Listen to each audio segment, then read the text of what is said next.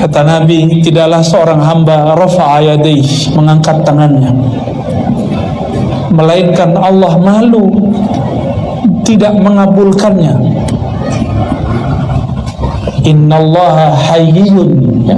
Sungguh Allah malu jika ada orang mengangkat tangannya tapi Allah belum menjawabnya. Rabbi, wahai, duhai Tuhanku, duhai pemilikku. Nah, kalau mau merasakan nikmatnya bertuhan, jangan panggil wahai Tuhanku, tapi panggil wahai pemilik jiwaku, wahai pemilik ruhku, wahai yang membolak-balik kolbuku. Itu makna ya Rabbi. Rabbi tadi lafaznya apa? Ya Rabbi faghfirli, maka ampunilah aku. Dalam bahasa Arab, ghafara berarti mengampuni, faghfirli ampuni. Tapi ampun dalam bahasa Arab aslinya bukan itu. Kata ghafara arti aslinya delete. Apa arti delete? Hapuslah dosa-dosaku. Itu arti daripada ghafara. Maka faghfirli zunubi, faghfir, maka hapuslah li. Li itu milikku, padaku. Zunubi, apa arti zunubi? Jamak dari zanbun, artinya dosa-dosaku. Ini saya tanya sama bapak-bapak nih, tadi berangkat kerja ada yang bening nggak? Ya, matanya melototin nggak? Tuh dosa tuh dah ya. Ibu, hari ini terpancing nggak ngomongin teman, tetangga atau siapapun? Pernah ngomongin orang nggak hari ini? Beneran? Nggak yakin? Berarti lisannya ada dosanya. Oke, ini lisan, mata, telinga sudah. Tadi makan minum baca bismillah nggak? Tuh. Dalam ilmu fikih dianjurkan baca bismillah, tapi dalam ilmu rohani wajib baca bismillah. Beda ya? Itu wajibnya di dalam diri. Supaya apa? Saya mau tanya, air ini yang menyegarkan atau Allah? Beneran? Gak usah minum kalau gitu. Gak berani ya? Bukan begitu Bapak Ibu. Yang menciptakan air Allah, benar? Tapi ada akidah namanya akidah Mu'tazilah. Mereka dikritik oleh ulama Ahlus Sunnah. Mereka mengatakan Allah menitipkan kekuatan menyegarkan di dalam air. Ini hati-hati, itu bukan ajaran Ahlus Sunnah. Contoh lain, api membakar, benar? Benar? Pernahkah api tidak membakar? Beneran? Pernahkah api tidak membakar? Kapan? Kelamaan. Ya, kemarin teman saya main-main api nggak kebakar. Di Banten, di Padang, di Aceh masih ada. Ya, di Palembang masih ada. Itu tari piring, tau nggak tari piring? Tari piring, penutup tari piring itu piringnya diinjek-injek, nggak ada yang luka. Diambil api, dimainin, nggak ada yang kebakar. Satu rambut pun nggak kebakar. Berarti api belum tentu membakar kecuali diizinkan Allah Subhanahu wa Ta'ala. Pasti ada dokter di sini. Pak Haji Novi anaknya pun juga dokter. Yang menyembuhkan obat atau siapa? Ya, beneran nih. Coba nggak minum obat, nggak begitu juga. Nabi mengatakan, tadawu ibadallah, berobatlah wahai hamba Allah. Kalau bukanlah ada hadis ini, kita nggak usah berobat. Tapi kan ada perintah, tadawu ibadallah, berobatlah hai hamba-hamba Allah, maka kita berobat. Kenapa kita makan? Karena ada ayat, kulu washrabu, makan dan minumlah. Kalau nggak ada ayat ini, kita juga nggak makan minum. Nah, ini bab tauhid, ya. Bab apa namanya? Bab tauhid.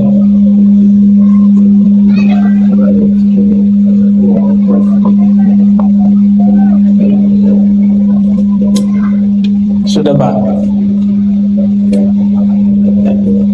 Gak usah pakai Eko, Pak, ya. Teman saya namanya sudah Mas Eko.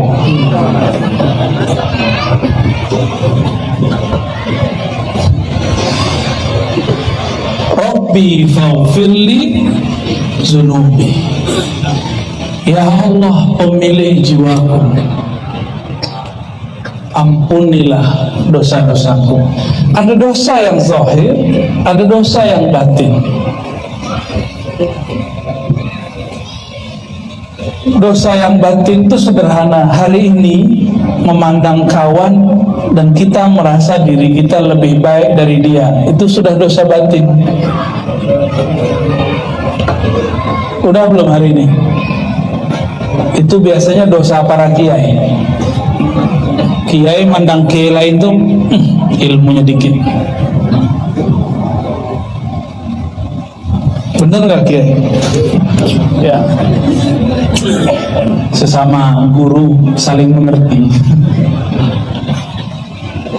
Mandang orang, nah kalau ahli zikir lain, dilihat merem dia, zikirnya belum nyampe. Padahal zikir dia yang belum nyampe. Sejak kapan zikir untuk merem-merem terus baca hati orang? Sejak kapan ilmu itu digunakan untuk jadi juri? Yang seperti itu iblis namanya. Iblis itu mengatakan apa? Ana khairum minhu, saya lebih baik kok dari Adam. Jadi yang pertama jadi juri menilai isi hati orang, jadi juri kolbu, juri iman, juri kebenaran, itu iblis. Jika dia bertubuh manusia disebut syayatinul insi, setan, tapi bertubuh manusia. Allah sendiri yang berbicara. Semoga yang hadir malam ini bukan setan manusia. Amin ya Rabbal. Ciri-ciri pertamanya apa? Tidak jadi juri kolbu, ya. Kalau ingin memahami orang, gak usah merem, buka matanya, buka telinganya, buka hatinya, rasakan kalamnya. Kalau merem, gelap apa terang? Ya, coba merem, Bapak Ibu, sebentar aja. Sudah, gelap apa terang? Apalagi melihat orang di ujung sono. Oh Ustaz, kita baca firasat lah. Firasat nggak begitu. Orang pakai firasat nggak perlu pakai merem.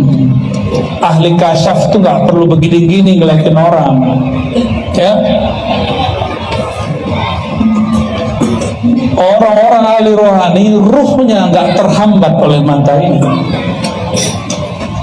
Jadi kita kalau mematap orang lain, adabnya adalah adab Nabi Adamnya, tidak pernah merendahkan mereka. Dalam hati itu mentakzim dia dan mengatakan, mungkin orang ini punya amalan yang saya belum amalkan. Mungkin si kiai ini, ustaz ini punya ilmu yang saya belum tahu. Ini adab kita kalau ketemu orang. Sehingga tidak pernah merasa diri lebih tinggi dari orang lain. Itu yang disebut hakikatut tawadu. Orang-orang yang benar bertawadu. Tawadu itu dari kata tawadhu'a, wadhu'a, meletakkan ego. Wadhu'a, meletakkan ego, menjadikan diri sebagai pusat perhatian. Nah, ini bahayanya orang-orang yang tidak punya sifat tawadhu. Ada juga pura-pura tawadhu, depan kita cium-cium tangan, belakang ngomongin. Sebenarnya ilmu dia itu kurang. Banyak, saya ketemu banyak santri begitu. Ya, dulu dia gituin orang lain. Ternyata satu pelajaran hebat yang ada di alam semesta ini, kalau ada orang bicarain orang lain depan kita, nih temen nih ngomongin orang lain, siap-siap 1 jam setelah itu atau esok kita juga dibicarakan dia di depan orang lain. Ya, jadi kalau ada orang suka ngegosip, alihkan ke yang lain, jangan ikut-ikut. Karena al-mustami' syarikani, orang yang dengar sama-sama dapat, bukan pahalanya, tapi gelapnya. Jamaah yang muliakan Allah, faghfir li zunubi, ampuni, hapus dosaku. Dosa yang paling bahaya itu dosa yang tidak tampak, dosa merasa lebih dari orang lain. Kalau ibu-ibu secara fisik mungkin wajahnya, kalau lagi arisan tasnya Bu ya, bener ya. Jadi tas itu bisa mengintimidasi ibu-ibu yang lain. Apalagi Bu, cincin, merek jilbab juga masuk. Ya salam ya. Tapi itu ibu-ibu yang cahaya kolbunya belum hidup ya. Kalau cahaya kolbunya sudah hidup, bebas mau bawa tas apa aja oke. Saya mau tanya Bapak Ibu, ini pertanyaan kedua. Ada orang bajunya biasa, ya biasa banget lah, tapi ketika berbicara, dia berbicara dengan kolbunya. Ada satu lagi orang, mohon maaf, ini bukan melarang pakai sorban, sorbannya tebel, ridahnya 2 kiri kanan, bawa tasbih. Ya Masya Allah, kalau kita lihat, Masya Allah, ini kayaknya wali nih. Tapi pas ngomongnya nggak dari hati. Nikmat nggak? Ya nikmat. Contoh lain, ini banyak kita kasih contoh. Ibu-ibu ketemu cowok, cakepnya bukan main, putih, ya, berotot, kerasnya sekeras tembok kali ya. Pas ngomong ketus, nyaman nggak ngobrol sama orang begitu? Pak, duduk di bis trans, di samping kita ada cewek cuantik, kata orang Jawa. Tahu cuantik? Enak lah kalau dipandang. Tapi katanya mau nundukin pandangan, tapi roknya pendek, pas nunduk malah kelihatan. Dia merasa diperhatiin. Apakah tidak? Apa lo lihat? Nyaman nggak duduk di situ? 1 detik rasanya 1 tahun. Kenapa? Kita nggak nyaman sama orang yang zahir fisiknya bagus, tapi batinnya menyeramkan. Oleh karena itu, yang mesti diperbaiki di dalam ini, itu yang kasar dilembutkan, yang sombong kemudian ditawadukan, yang belagu dibuat dia lebih terpelajar, terdidik, supaya orang-orang siapapun bertemu dia merasa nyaman, walaupun wajahnya nggak charming, walaupun penampilannya nggak branded, tapi kolbunya branded, made in Allah. Ya, semua nama-nama Allah ada di kolbunya. Amin. Itu baru nyaman kita duduk di sana. Kenapa orang rindu mau bertemu guru? Kenapa kita rindu ke Ka'bah? Karena di situ kita menyebut-nyebut nama Allah. rindu kepada guru, karena ketemu guru kita ingat kepada Allah. Allah itulah sumber asal semuanya. Jika kita merindukan kampung, karena asal kita dari kampung A, kampung B, kampung hakiki rohani ini adalah nurnya Allah Subhanahu wa ta'ala. Jadi ketika kita berdoa, Robbi, nah lagi berdiri berdoa, kata Nabi, tidaklah seorang hamba rafa'a yadayhi, mengangkat tangannya, melainkan Allah malu tidak mengabulkannya. Innallaha hayyun, ya. Sungguh Allah malu jika ada orang mengangkat tangannya tapi Allah belum menjawabnya. Maka mengangkat tangan waktu doa itu bagian dari sunnah Nabi. Cuma pas Jumatan tadi mata saya sedikit ngintip. Kalau khotib boleh ngintip nggak? Boleh ngintip jamaah nggak kalau lagi khotib? Ya, pas lagi khotib ada nggak mau angkat tangan? Kita usut-usut penampilannya, oh dia suka membid'ahkan orang, ya. Bagi dia mengangkat tangan lagi doa itu bid'ah. Udah pernah digituin belum? Di Batam ada loh orang begitu, ngangkat tangan lagi. Jadi yang benar bagi dia itu kalau doa lagi khutbah begini, itu mah khotib.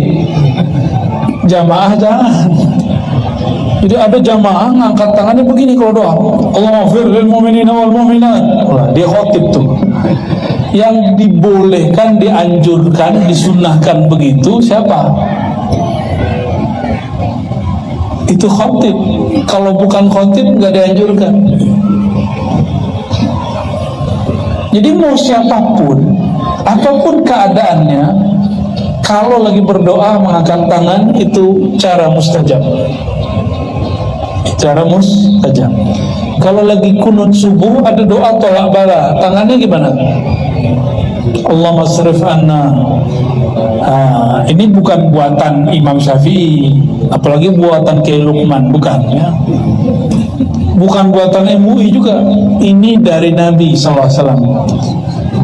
Dalam hadis Abu Daud dikatakan, Nabi iza da'a bi batni kaffi. Nabi jika berdoa yang dibuka telapak tangannya. Kalau ista'aza, kalau beliau berlindung, bizahri kaffi atau kaffai, maka beliau berdoa begini. Kalau minta perlindungan, doa tolak bala itu doa minta dilindungi, maka tangannya boleh begitu. Ya. Jadi kalau ada nanti dengar di lafaz-lafaz doa Allahumma srif anna, begini tangannya, ya. Kalau faghfirli berdoa meminta atau berlindung, berarti tangannya begini, ya. Jadi mengangkat tangan. Nah, ini pun ada caranya. Ada yang malas ngangkat begini aja, gini aja, ya. Angkat dikit lah, ya. Nabi jika berdoa lagi berdiri tangannya agak naik, ya, agak naik.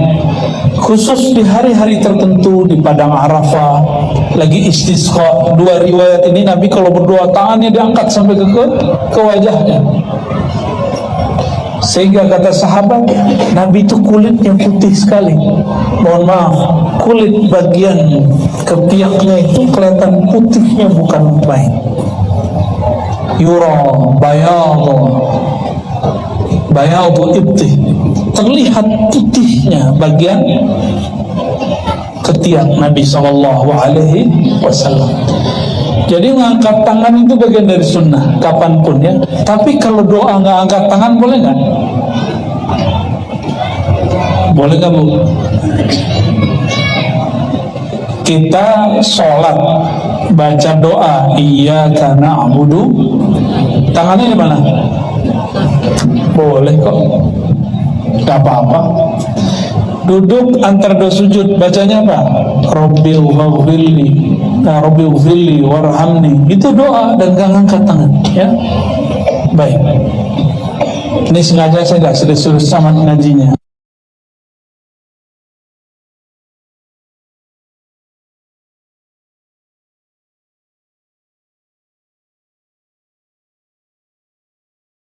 Udah malam, nggak ngaji Nur Muhammad kita nggak. Lalu ada kalimat penting di situ. Ini yang jadi inti kajian kita malam ini. Bibarkatil Habibi, gimana bacanya? Udah jadi bahasa Indonesia. Dengan berkat sang pemberi petunjuk Nabi Muhammad sallallahu alaihi wasallam. Bibarkatil Habib, bibarkatil Hadi, artinya sama, itu disebut tawassul. Apa artinya? Arti tawassul apa?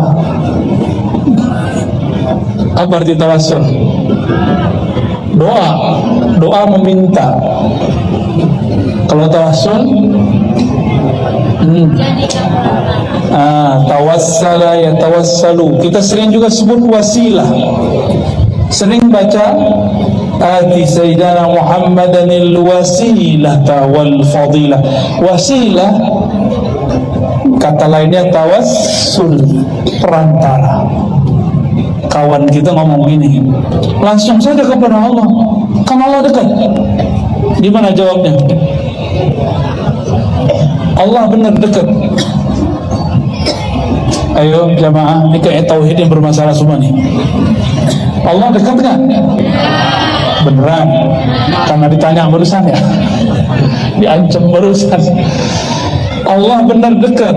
Ya, sudah merasa dekat belum?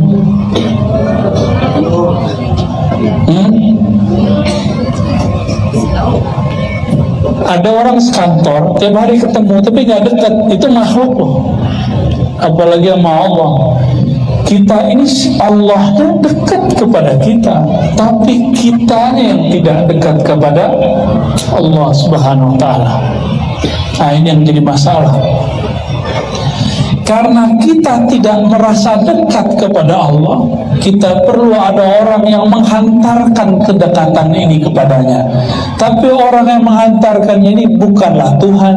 Kita tidak sembah Dia. Memohon pertolongan Dia, syafaat Dia, itu disebut dengan tawassul. Disebut apa? Tawassul. Jadi kalimatnya faghfirli zunubi bibarkatil hadi Muhammad. Ya Allah, ampuni dosaku berkat sang pemberi petunjuk, pembawa petunjuk, pembawa hidayah, Nabi Muhammad sallallahu alaihi wasallam. Ini tawassul. Sayang sekali hari ini banyak dai-dai mengatakan tawassul itu syirik. Berarti semua yang sholawat ini musyrik. Tadi yang berdiri-berdiri itu musyrik semua itu. Kata dia, katanya ada radionya di sini ya. Ini mengerikan ini. Ini kalau dibiarkan berbahaya ini. Di beberapa negara di Asia Selatan itu India, Pakistan, Bangladesh, Sri Lanka, Afghanistan, orang lagi maulid karena dianggap musyrik oleh orang yang agak miring pemahamannya ini, dia bom. Lagi maulid di gedung dibom. Orang baca nama Nabi Muhammad dibom. Mau kejadian begitu di Batam? Katanya mau jadi apa? Bandar narkoba apa? Bandar apa? Bandar Madani. Alhamdulillah. Madani itu sebutan kota Nabi Muhammad sallallahu alaihi wasallam. Maka syarat kota Madani mesti ma'rifat Nabi Muhammad SAW, mesti kenal Nabi Muhammad SAW, mesti sedih gang-gangnya itu ada salawat kepada Nabi Muhammad SAW. Tapi memang sudah berubah. Yang hidup 10 tahun lalu dengan sekarang sudah berubah. Udah banyak salawat belum sekarang? Sudah lebih banyak ya? Alhamdulillah. Tawassul itu ada banyak macamnya. Ada tawassul dengan nama Allah atau sifat Allah. Contohnya gini, birahmatika. Gimana? Pernah doa begitu? Birahmatika ya arhamar rahimin. Dengan rahmat kasih sayangmu ya Allah, maka sayangi kami ya Allah. Menyebutkan bi dengan rahmat itu berarti bertawassul dengan sifat Allah. Saya mau tanya lagi nih Bapak Ibu, ini banyak pertanyaan. Yang mengenalkan kita kepada rahmat Allah siapa? Dan Allah menyebut Nabi Muhammad siapa? Wa ma arsalnaka illa rahmatan lil alamin. Tidak aku utus engkau wahai Muhammad kecuali sebagai rahmat. Maka birahmatika boleh berarti dengan sang duta rahmat Nabi Muhammad sallallahu alaihi wasallam. Karena kita nggak bisa membayangkan rahmat Allah kecuali lewat ajaran Nabi Muhammad sallallahu alaihi wasallam. Qalbu Nabi, ruh Nabi itu pancaran nama dan sifat Allah. Makanya ketika mengatakan birahmatika ya arhamar rahimin, itu maksudnya tawassul dengan sifatnya Allah yang ada pada nur qalbu Nabi Muhammad sallallahu alaihi wasallam. Jadi kalau baca birahmatika ya arhamar rahimin, jangan bayangkan aneh-aneh, cukup bayangkan kasih sayang Allah melalui Nabi Muhammad sallallahu alaihi wasallam. Ini tawassul apa namanya? Tawassul dengan nama dan sifat. Ya. Ada tawassul yang kedua, tawassul dengan amal soleh. Pernah dengar ada 3 orang jalan-jalan, 3 pemuda yang soleh, tiba-tiba masuk goa, goanya ketutup. Masih ingat? Beneran ingat nih. Ceritanya 2 halaman soalnya, jadi saya buat ceritain. Yang pertama, dulu dia punya orang tua, nggak makan dan minum kecuali orang tuanya makan minum dulu.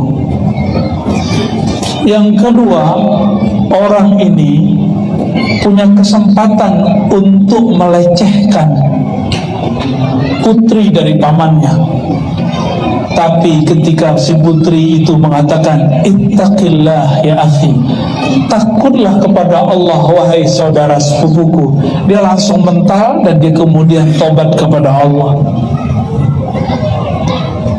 Berarti dia punya kesempatan tapi dia tidak lakukan. Maka orang-orang yang berkesempatan maksiat lalu tidak bermaksiat, Allah berikan nur dalam dirinya. Dan yang ketiga, ada orang punya pekerjanya dikasih gaji, tapi gaji mau dikasih dia hilang. Dia pikir nih gaji mau diapain, akhir dibeliin domba betina.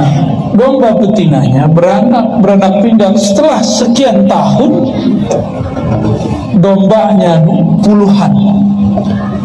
Tiba-tiba kejadianlah mereka bertiga ini masuk ke dalam goa.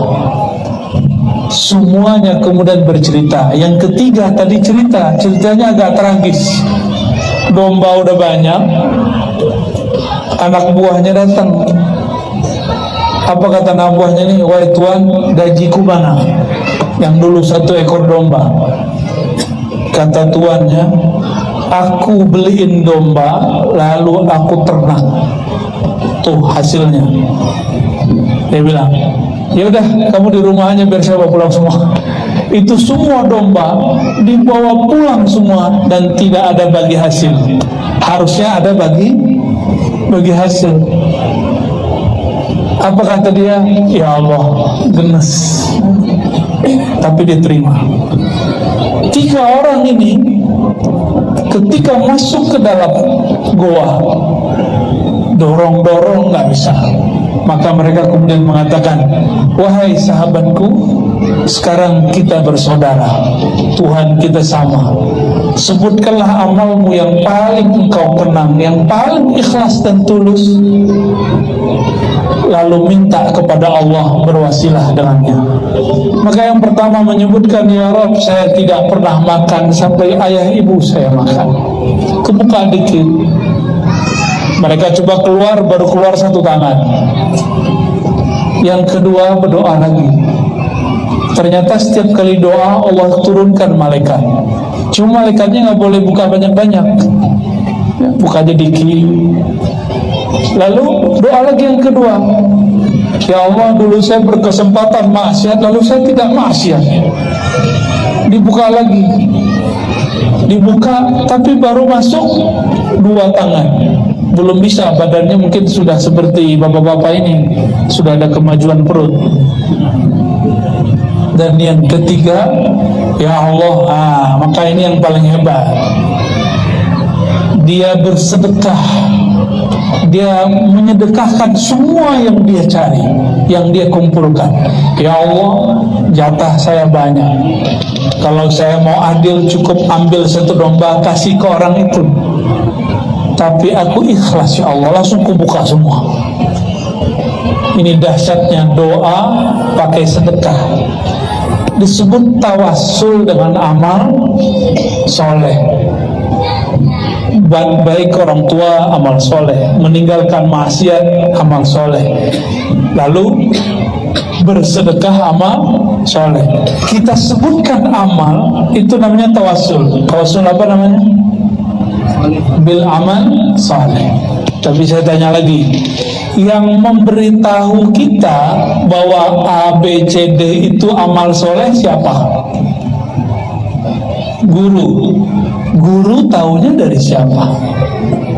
Dari gurunya. Guru bersambung kepada Rasulullah. Maka kalau sebut amal soleh, sebenarnya yang terbayang siapa? Tetap Rasulullah Sallallahu Alaihi Wasallam. Maka semua tawasul ke Nabi Muhammad. Itu sebabnya ada tawasul yang paling tinggi.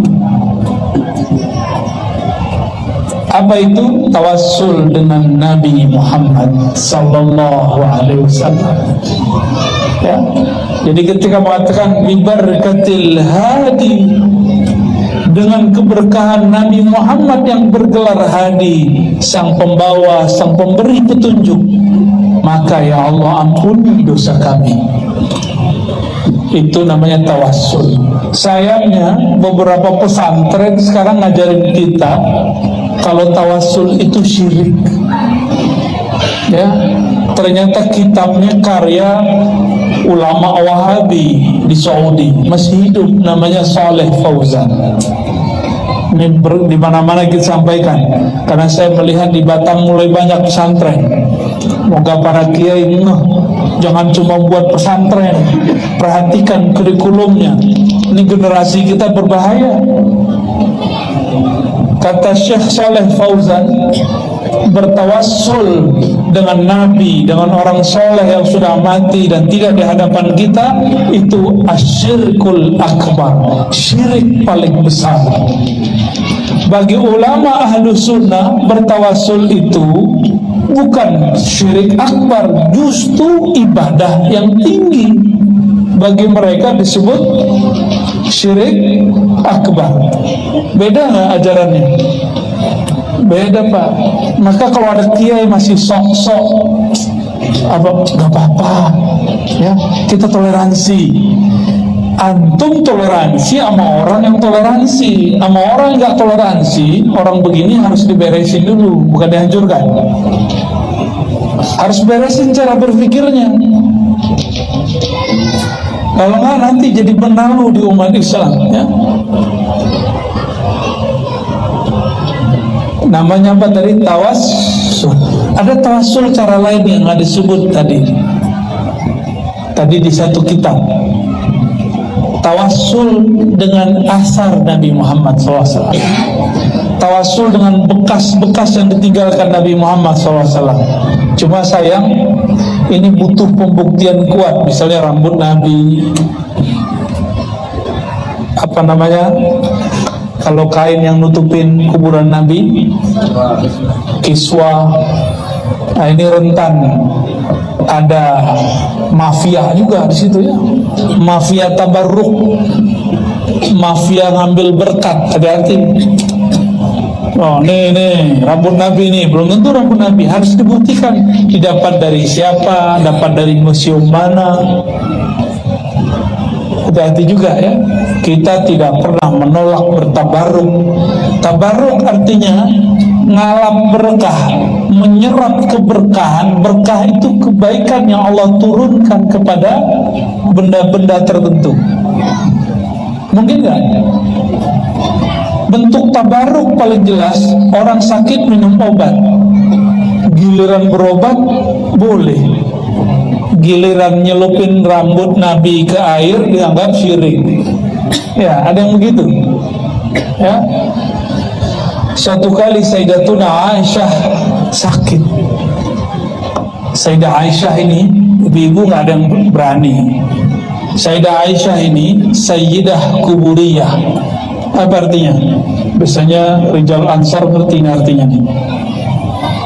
Penghulu kuburiyun, kuburiyat. Kok bisa saya ngomong begini? Ini bukan penghinaan, ini justru pujian. Nabi SAW wafat, dikuburkan di mana? Di kamar Sayyidah Aisyah. Meninggal ayahnya Sayyidina Abu Bakar, dikuburkan di mana? Di kamar Sayyidah Aisyah. Dan Sayyidah Aisyah belum pernah tinggal di luar, masih tinggal di rumahnya, tinggal bersama kubur. Nah ibu-ibu berani gak? Bapaknya mati, maaf ya, wafat, terus tinggal di kubur, berani gak? Atau suaminya meninggal, kan sehidup semati gitu ya. Kubur di kamar, tidur dekat kubur, berani gak? Ternyata cintanya hanya sampai liang kubur. Siap-siap Pak ya, ditinggal pas di kubur. Maksudnya apa saya ngomong begini? Sekarang orang ada nggak mau sholat di masjid yang sampingnya ada kubur? Aneh kan? Sayyidah Aisyah di dalam kamarnya itu beliau ngapain aja? Nggak tidur doang, beliau juga sholat di situ, zikir di situ, baca Quran di situ, menjawab pertanyaan fatwa-fatwa orang di situ. Saya mau tanya, kapan Sayyidah Aisyah keluar? Ada yang tahu? Yang tahu nih, dapat? Hah? Aduh, bingung nih, ada 2 orang nih. Nggak jadi deh.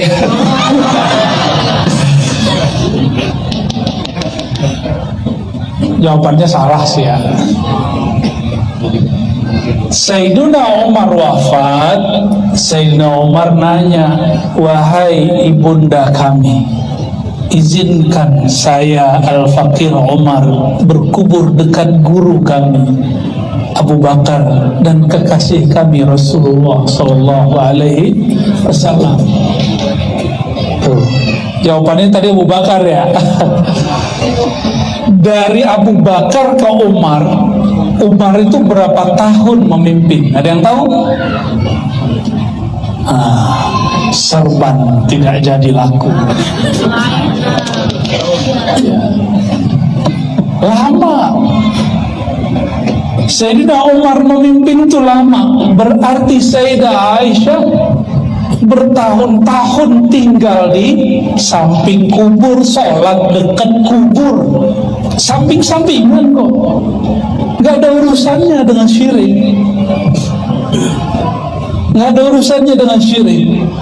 Jadi aneh jika ada seorang syekh namanya Syekh Albani gak mau lagi sholat di Masjid Nabawi karena nggak mau dengerin fatwa dia. Apa kata dia? Keluarkan kubur Nabi dari masjid. Ini fatwa dia. Ngeri nggak fatwa begini? Ngeri fatwa begini. Dan saya sudah banyak ketemu temen, udah lama nggak ketemu. Kita sholat di satu masjid, janjian di situ, nggak mau dia sholat di situ. Pas kita tanya, kenapa nggak sholat bro? Oh, nggak pakai bro, pakai akhi sekarang. Akhi, kenapa kamu nggak sholat di sini? Mending pakai bahasa Arab sekalian, dia nggak bisa jawab. Ya? Tahu nggak bahasa Arabnya? Kok kamu nggak sholat di sini? Gimana bahasa Arabnya, Jom? Wah, itu bahasa Arab pesantren, Jom. Dimana la tusalli huna? Bahasa Arab kartun begitu ya. Bolehlah. Kayaknya jatah ente nih, Jom.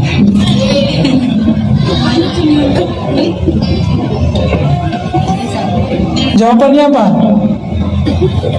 Itu masjid ada kuburannya. Pas dicek kuburan bapaknya sendiri. Ternyata bapaknya dulu masih ada kait-kait dengan wakaf masjid. Sampai begitu orang hari ini didoktrin masalah kuburan. Ya, kalau orang bertauhid nggak ada masalah, mau kubur mau apa nggak ada masalah. Ya, jadi Bapak Ibu, kita ini bukan penyembah kubur, benar nggak? Kita kalau ziarah kubur doain orang di kubur atau minta ke kubur. Jadi kalau ada yang menuduh orang-orang Ahlus Sunnah ini minta ke dalam kubur, itu namanya apa? Fitnah. Banyak yang ngomong begitu. Apa tuh orang di Sunan Ampel di Singapura kan ada Habib Nuh, ngomong kencang sama kita. Apa itu Habib minta-minta ke kubur. Ternyata dia foto atau lihat foto orang lagi ziarah ngangkat tangan. Dalam pikiran dia orang itu lagi minta ke dalam kubur. Nah, itulah akibat nggak pernah masuk ke kubur ya. Mungkin kita nanti masukin aja deh ke dalam kuburnya. Bapak Ibu, sahabat-sahabat, saudara-saudari kiramakan Allah. Jadi beragama itu nggak usah saklek-saklek ya. Agama kita jernih. Nabi itu nggak khawatir masalah syirik. Yang Nabi khawatirkan umat Islam itu masalah cinta dunia. Yang Nabi khawatirkan bukan masalah kemiskinan. Yang Nabi khawatirkan orang kemudian karena kemilau dunia dia lupa diri. Oleh karena itu cara untuk meluruskan cuma satu. Inilah ajaran Nabi Muhammad SAW. Kata beliau, afdalu dzikri la ilaha illallah. Ini oleh-oleh malam ini yang terakhir yang mau saya uraikan. Afdalu dzikri, seafdal zikir adalah la ilaha illallah. Maka kalau mau cari orang paling utama, paling afdol di alam semesta, orang yang dirinya paling banyak baca la ilaha illallah. Yang paling banyak baca la ilaha siapa? Nabi Muhammad sallallahu alaihi wasallam.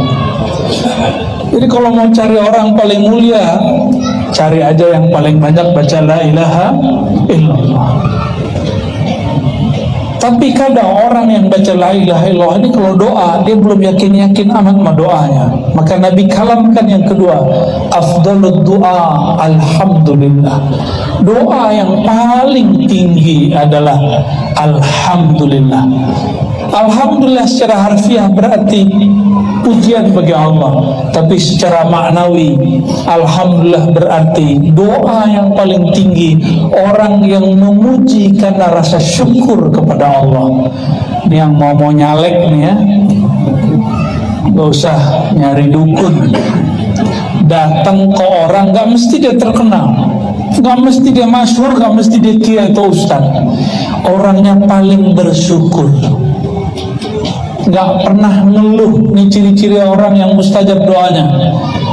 Bukan orang yang pakai berserban begini, Bukan yang pakai kopiah begini, belum tentu. Pakai serban belum tentu. Tapi orang yang lisannya, kolbunya paling banyak bersyukur, doanya paling cepat naik. Afdhalud doa alhamdulillah. Boleh kita terjemahkan, doa yang paling cepat dikabulkan adalah doa orang yang suka memuji, suka bersyukur kepada Allah. Jadi kenapa doa-doa belum diangkat? Mungkin Bapak Ibu doa itu ngeluh doang, sama ngasih tahu ke Allah. Allah itu pernah lupa gak sama kita? Allah itu pernahkah ketika kita dicipta lalu salah kirim rezeki, benar gak? Salah kirim jodoh, benar gak? Salah kirim jabatan, benar gak? Ya, sampai kiri kanan saya kan ada orang yang punya jabatan, ya. Nggak akan pernah Allah salah kirim. Karena Allah tidak pernah salah dalam itu, dalam nggak pernah lupa untuk masalah itu. Bapak Ibu yang bukan Allah, maka jangan pernah berdoa memberitahu Allah. Terus kalau doa ngapain? Doa itu bukan ngasih tahu Tuhan. Doa itu cukup curhat-curhatan aja.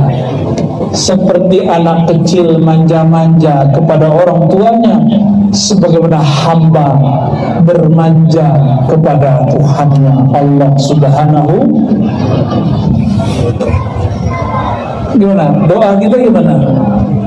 Bapak Ibu lagi ngasih tahu Allah, ya. Ya Allah, hari ini saya minta A, B, C, D, kok belum dikasih? Lupa ya, dalam hati gitu ya. Itu yang disebut oleh Imam Mu'ta'ilah. Ini tauhidnya bermasalah. Doa'uka, doamu, tolabuka, tuntutanmu, ittihamun lahu, engkau sedang menuduhnya. Banyak orang berdoa, batinnya menuduh Allah, gak tahu. Batinnya seakan-akan merasakan Allah gak ngerti keadaan dia. Sejak kapan Allah tidak tahu seorang hamba? Gak pernah. Maka Allah menyebut dirinya Alim, yang maha alim. Kita belum wujud, Allah sudah tahu nanti butuhnya apa, perlunya apa, nanti rezekinya apa, udah tahu semua. Maka orang-orang kafir dan musyrik, dia nggak doa kepada Allah, tapi karena dia bernama Karim, maha pemurah, dibagi juga. Jadi rezeki itu bukan berdasarkan doa, rezeki itu tergantung kita rajin menjemputnya.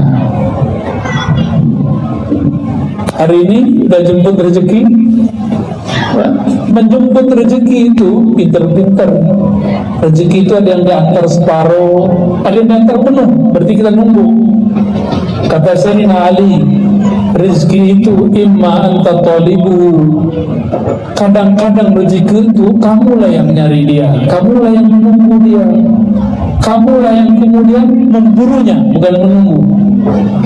Kadang-kadang engkaulah matlubuhu, engkaulah yang dicari-carinya. Ada orang punya keahlian membangun kota, itu dicari-cari mah Pak Wali. Ada orang ahli mendeteksi kriminalitas, detektif, dicari-cari mah Pak Polisi. Ada orang ahli mengenal Rasulullah, dicari-cari nggak sama orang yang rindu kepada Rasulullah. Sama begitu, ya. Bapak Ibu, saudara-saudari yang bukan Allah, maka ketika kita berdoa, sebutlah orang yang paling dekat kepada Allah.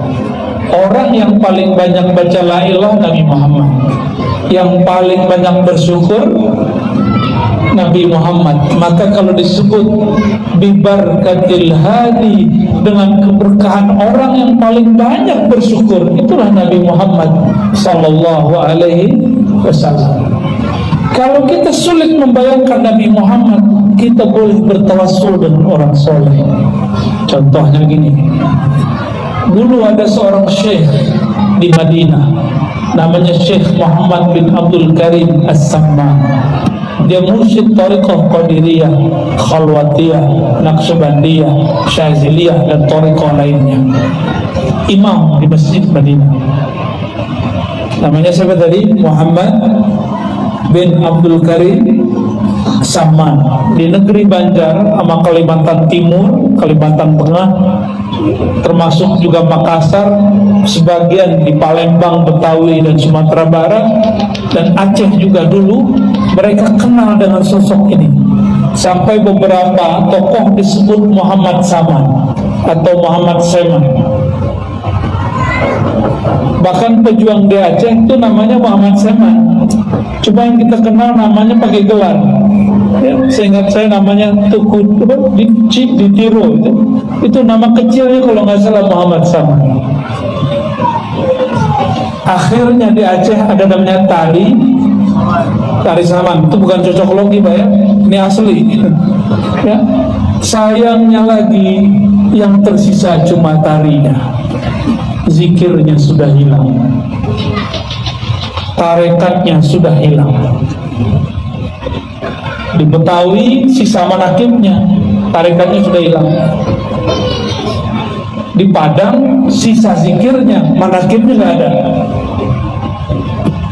Di Banjar alhamdulillah ada dua-duanya, ya masih ada di Banjar. Syekh Muhammad Saman ini wali Allah. Muridnya mau pulang kampung ke tanah Jawi, namanya Syekh Abdul Somad Al-Falim Bahni, minta izin pulang sowan. Ini Syekh Abdul Somad ini mengalami hal yang sama dengan kawan-kawannya. Dulu belum ada pesawat, enak sekarang kita haji umroh cuma 9 jam sampai. Kalau dulu 3 bulan, 6 bulan di laut, semua musim dilalui. Kadang-kadang cuma nama yang berpulang, orangnya sudah gak wujud. Ketika muncul ombak tinggi, orang semua nyebut nama Tuhannya. Ada Tuhannya Tepekong, ya. Ada Tuhannya Sang Hyang Widi, nggak apa-apa ya. Ada Tuhannya Yesus Kristus, macam-macam. Semua nama Tuhan disebut seperti kita lagi turbulen di pesawat. Pernah nggak ngalamin goncang di pesawat? Semua nama Tuhan keluar.